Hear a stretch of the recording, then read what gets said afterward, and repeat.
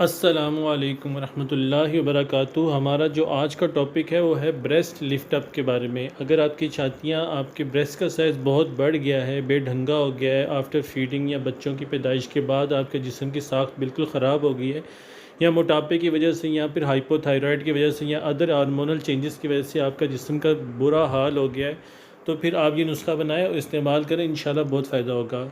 नुस्खा कुछ यूँ है, अनार का छिलका ले लें 4 किलो।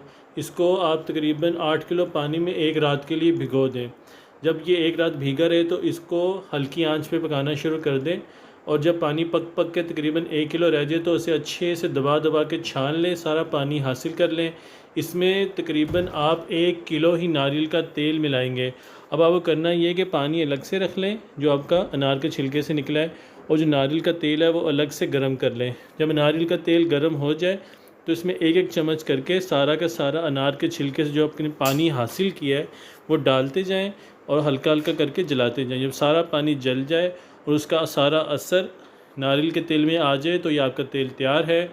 इसको आप अपनी ब्रेस्ट पे मसाज करें दिन में 1 से 2 बार। इंशाल्लाह आप बहुत ही जल्दी आपका ब्रेस्ट साइज़ रिड्यूस होगा और लटकी हुई और बड़ी हुई ब्रेस्ट साइज़ बिल्कुल नॉर्मल हो जाएंगी और आपका हुस्न वापस आ जाएगा इंशाल्लाह।